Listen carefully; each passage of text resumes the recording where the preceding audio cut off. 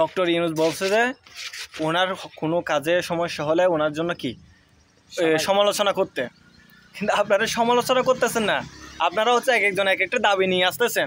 কেন রে ভাই? মিছিল করতেছেন, গণভবন কি দখল করতেছেন, তারপরে ওনাদের গিয়ে ওখানে গিয়ে কি মিছিল করতেছেন, মিটিং করতেছেন। কেন আপনাদের সমালোচনা করতে বলছেন? উনি কি আপনারা ভোট দিয়ে কি ওনাকে জয়যুক্ত করছেন?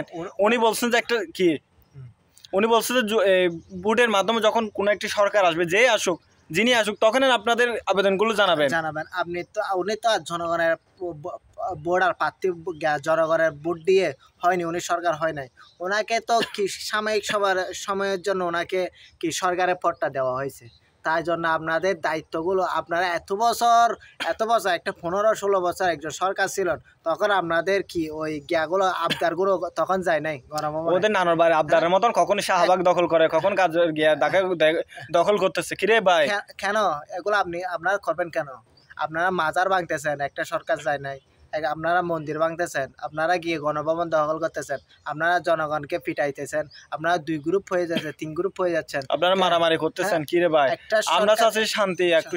হ্যাঁ, আপনারা দেখতেছি কি ওইখানে বিভিন্ন আবদার নিয়ে প্রতিদিন নাকি 4টা-5টা করে মিটিং সেট করে রাখেন ডক্টর ইউনূস। উনি একজন বয়স্ক মানুষ, ওনার প্রায় বয়স 85-এর কাছাকাছি। ওনার এই বয়সে যে চাপটা দিচ্ছেন আপনারা, উনি কি পারতেছেন? উনি ঠিক আছে, উনি একজন শিক্ষিত মানুষ, ওনাকে একটু সময় দিতে হবে। হ্যাঁ, আপনারা সরকার গঠন করেন, আপনারা আপনাদের নিজ নিজ দলীয় যেটা আছে, গ্রুপ আছে আপনারা, যেটা ওটা আপনারা কি শক্ত করেন। আপনারা রাজনীতিকে যখন ঘোষণা দেওয়া হবে ভোটার হিসাবে, তখন আপনারা নির্বাচন করবেন। শ্রীলঙ্কায় দেখছিলাম তো, শ্রীলঙ্কা তো সরকার যাওয়ার পরে এই তো মনে হয় 10-12 দিন আগে ওনাদের ওখানে ভোট হয়েছিল, মাসখানেক আগে। তো ওনারাও তো প্রায় 2 বছর সময় দিছে, ওনারা সময় নিছে, যেটা এটার মধ্যে কাজ করছে। সময় নেওয়ার পর যদি কাজ না হয়, তখন হচ্ছে দেখা যাবে একটা। কিন্তু আপনারা তার আগে হচ্ছে এসব কাজ শুরু করে দিলেন, মারামারি এইসব শুরু করে দিলেন। ভাই, এটা তো দেশ উচ্ছৃঙ্খল হয়ে যাচ্ছে। এখন দেখতেছি ওটা বলার কারণে, মাজার ভাঙার কারণে, তাহারে যখন ওই ভারতের বিক্ষোভ, ভারতের মধ্যে কি আমাদের নবীকে নিয়ে অপমান করার কারণে বিক্ষোভ মিছিল ডেকেছিল তাহারি।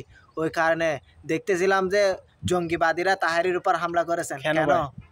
এটা কি আপনার বাবার দিনে দেশ? এখানে কি উনি থাকার কথা না, আমরা থাকার কথা না? এটা জনগণের দেশ, এটা জনগণের স্বাধীন। এটা আমার অধিকার আছে, আপনারও অধিকার আছে, সবার অধিকার আছে, সবার ব্যক্তিত্বের অধিকার আছে, সবার মুখের ভাষার স্বাধীনতা আছে। আমি আমার ব্যক্তিগত কথা শেয়ার করব, কিন্তু আপনি আপনার ব্যক্তিগত কথা শেয়ার করতে পারবেন।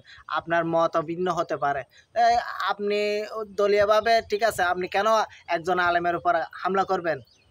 কেন? আসলে যেগুলো নাকি মাদ্রাসার শিক্ষার্থী, কি কওমি মাদ্রাসার শিক্ষার্থী, যে ধর্মের আলেম হন না কেন, কারোর উপর তো কেউ আঘাত করার মতো দুঃসাহসটা রাখে না। এখনো শুনেছেন আমাদের আহলে সুন্নাত ওয়াল জামাতের কোনো মাদ্রাসা ছাত্র, কোনো সাধারণ মানুষ আপনাদের উপর হামলা করেছে? এখন দেখতেছে ওই আমাদের আহলে সুন্নাত ওয়াল জামাতের কোনো মাদ্রাসা শিক্ষার্থী বা কোনো সাধারণ মানুষ আপনাদের কোনো আলেমের উপর হামলা করেছে, এরকম কোনো ঘটনা শুনেছেন?